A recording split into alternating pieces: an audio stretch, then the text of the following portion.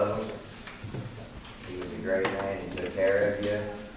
I remember growing up around him. He was always beating on me and my friends that I brought over. You didn't know if he caused trouble, was going to cause trouble, or he was just having fun, because it all felt the same. But he was a good man. All right, who's next? Quit.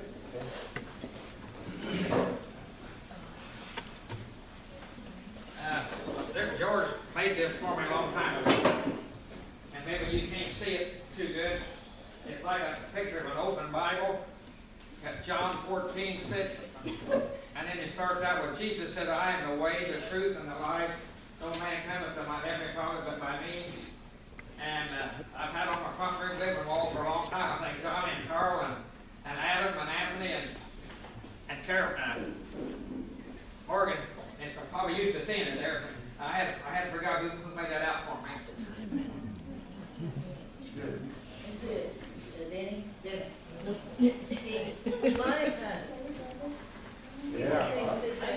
Yeah. Call people out.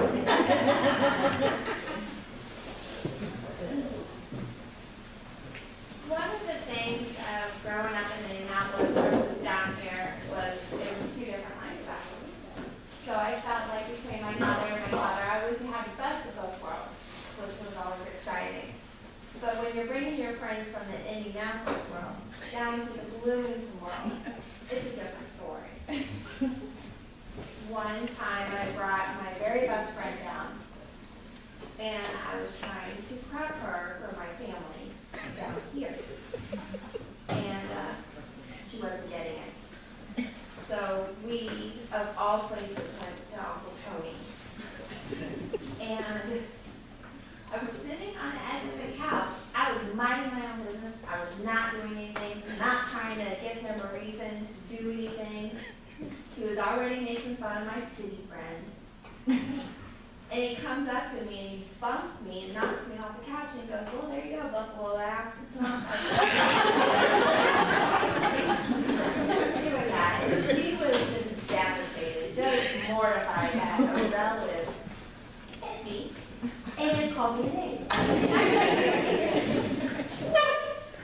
We were still best friends, and that was 30 years ago, and she's never forgotten it. So Uncle Tony was definitely the kind of person that left a long-lasting impression on whomever he met and was around him. That's a sense of our heritage, it's a sense of who we are, how we grew up, and it's going to be something that we're going to pass on to our kids. You have to laugh, you have to have fun. It's okay to be who you are, no matter who you're around. And I don't think anybody taught us that more than our Uncle Tony. So that's my favorite story of Uncle Tony. Christina? Oh, yeah, hiding in the corner. Come on. Okay. You know you got it. You know that.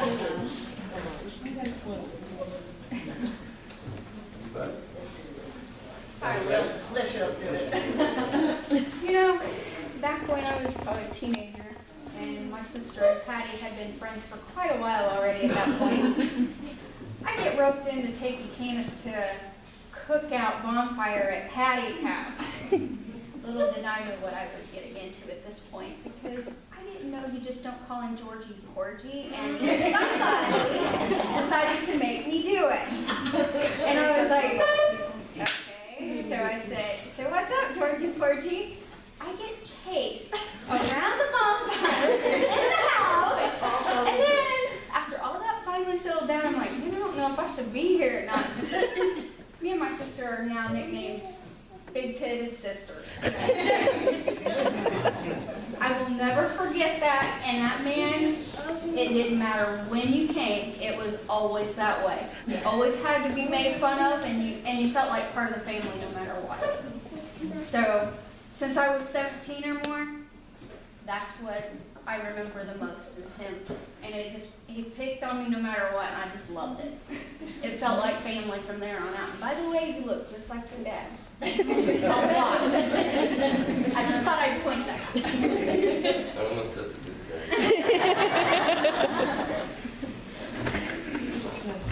Okay, who's next?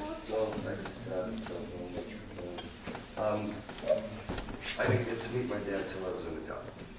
I don't know if that's a good thing or not either, the way you can be. But I definitely have all his traits. We definitely have the DeVol blood here. And we say how it is as well, like Dad always did.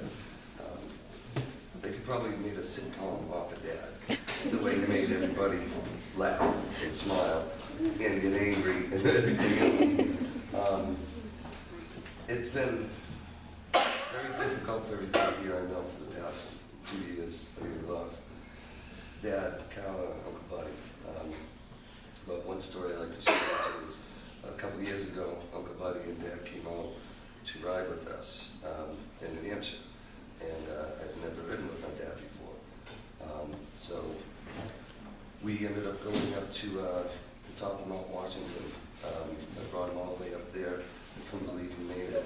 He almost didn't make it. He did drop the bike once.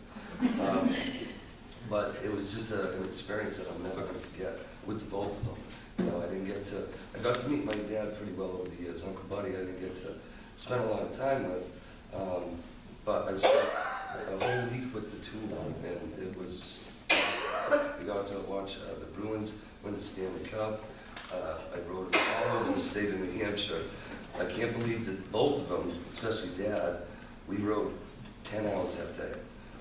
And I brought him to every beautiful spot there was in New Hampshire. I'm certainly going to miss all of them big time. And the good thing about it was to come out and see all of you guys 4 months ago, spend some time with Dad, see you guys, and then see all you guys again here today. But something else that was very important was meet my sister for the first time. Never met her before. And when John and Lana brought us all together, I truly thank them for everything that they've done. So, I didn't even know they existed. So I was like, surprise, here you go, big family. very big family. And the other blessing was my son being able to come out and meet the rest of the side of the family we never met before. So thank you all for being here. Well, yeah, I'm okay with talking too. Of course, everybody knows I only came in the picture 4 months ago. I got to spend 4 days with the man. Of course, I didn't get to meet the man you all grew up with. I got to meet what you guys all refer to as the sick, grouchy Tony. So what I find is really funny is that I didn't get that. You all, you know, as soon as like my voice or my face, whether I called, whether I showed up, it was, oh, hi, baby girl. Like, he never, ever, ever showed me the grouchy Tony. It was like, all I got to see, like, he was just a completely different person the second he'd hear my voice on the phone, or because I could hear him in the background. I know. And he'd be like, here. I'd be like, hi, Dad. And he's like, oh, hi, baby girl. Like, all of a sudden, like, a whole different person. And I was like, you ain't fooling nobody. I am, you know, I have my own regrets and my own things, and like Chris said, I have a family now. I have my children, and that's it. Like, I didn't have any aunts, uncles, brother, sister, my mom, nobody in my life for a good 20 years or more. I have 2 brothers, which we bonded like almost instantaneously, like we had grown up together. You would have never known the difference. John made all this happen. Like, he made it happen. And I'm just so grateful that I got the opportunity before it was too late. I really wish that I had more time, but it is what it is.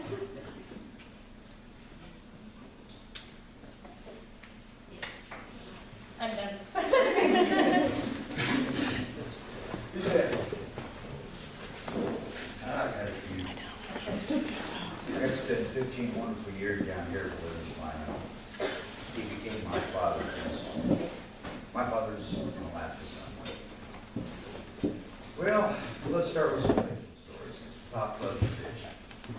favorite things to do is creek fishing.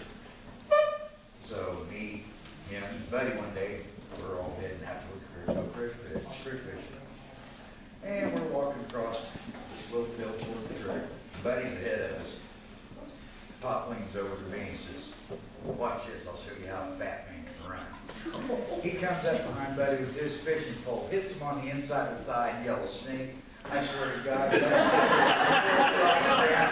you've never seen a big man high step like that. Pop got laughing so hard, he had to stop, get down on one knee, and Buddy turned around, and Pop looked at him and said, what's the matter, sissy boy?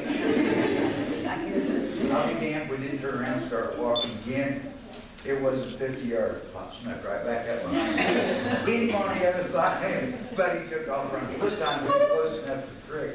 He ran right into the creek, water splashed, got soaked, turned around and looked at him.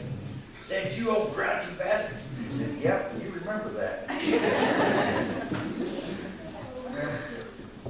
From where he lived at the house, there's a creek that runs up. We go up, and it's probably about 4 miles from where we put in to where we come out. There's a lot of deep in the bands, you got real deep.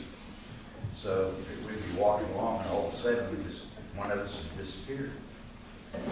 And as Pop got older and stuff, he started, I'm gonna drown and I'm taking you with me. He said, neither one of us is gonna get out of here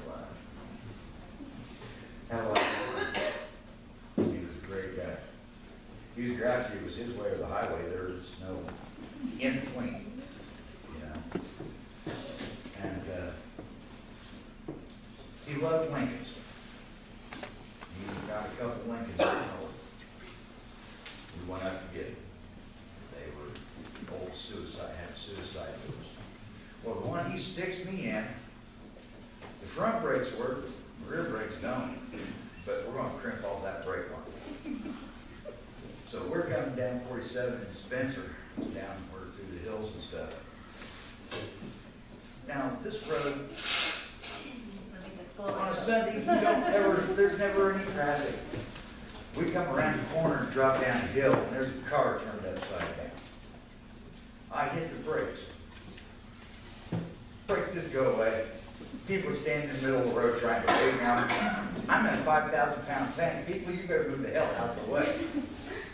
So I cruised through there and stuff, and I start slowing down and start to pull over. I look up and I see Pop. He's doing this.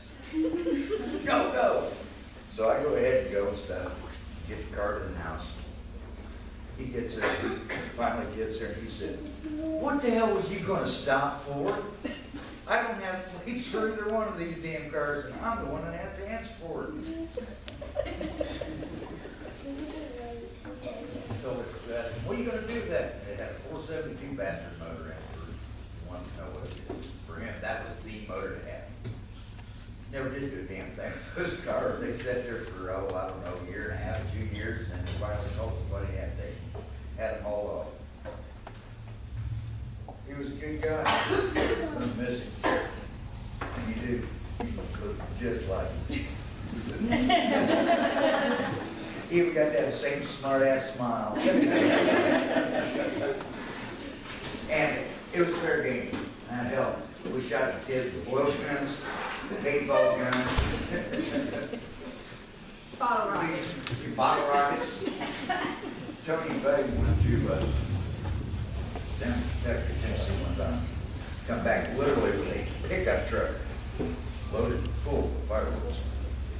It became the DeVol annual fireworks festival.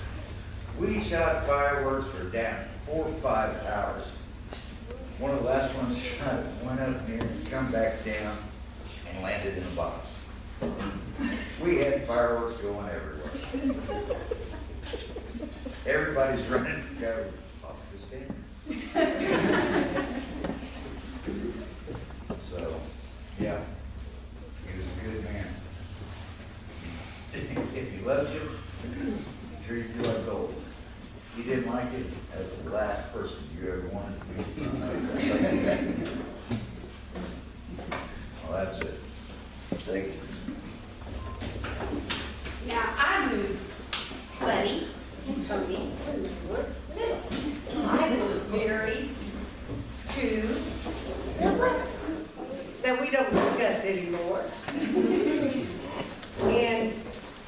Tony and Buddy were both the finest young men that you would ever want to meet. Now, Latina and Barney, let me tell you something. Your dad loved you from the day you were born.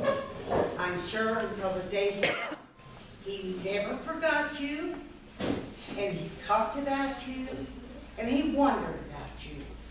And I know he prayed about you. Okay? I want you to know that. Because I love Tony as though he was my brother. And Buddy. They were young when I was, but I was older. And they spent a lot of time at my house. Now, I got a story to tell you about Tony. I almost ran over him and killed him over 4 years ago. Now, I have this thing. I am terrified of sins. And Latina, you were a baby. You lived in Sheridan, this house on the corner. And Tony had this big boat. So one day, I stopped because I had a message for Tony from his brother. He brought that damn snake out that door, and he was going to put it in my pocket. He said, watch what I do to you. I said, I'm going to tell you right now. You come any closer, and I will run you down. And he said, no, you won't. Well, I hit the gas. I believe Tony and his snake went back in the house. Now, everybody said Tony was right. When I met Tony when he was younger, he was not. Life has not always been kind to Tony. But Tony took life as a kid. And he done the best he could do. Now, I introduced him to Carl. And I think they were the greatest couple there ever was. Tony took her kids as his own. And he loved all of them. And I know they loved him. And we had a lot of good times playing cards. I'd come down here when the kids were little, and Grandma and Grandpa DeVol lived in the little cabin. There was one big happy family. Now, Tony was quite a little crazy. And he loved to get it over on Buddy. Every chance he got, he was big on Buddy. Now, and he used to make fun of Buddy, because Buddy was one fantastic football player. Let me tell you, he was state champion. And Buddy, wanted to throw the football around. Oh, no, that's sissy stuff. And you don't know what you're doing. Well, I can outplay you any day of the week. They never did show it. Now, I want you all to know that I love Tony and Buddy and Carl with all my heart. And I won't miss them. Even though we didn't see each other a whole lot, we talked on the phone. We kept in touch. And the same way as I watch all you kids on Facebook. So if you get a request for a friend, hit me up, because I love to see what's going on in your life and your children grow. Because I'm 71 years old. I don't know when the good Lord's going to call me home to be with the rest of them. And when that day comes, I want everybody to rejoice and celebrate my life like you're celebrating Tony's today. That's all I have to say. I hate to ask this, but who's driving a black Cadillac? Did you murder me? I think you're going to raffle off or something. You never know. Joe's bringing us some stories. You get back, I want to hear George's story. Oh. I used to work for Joe back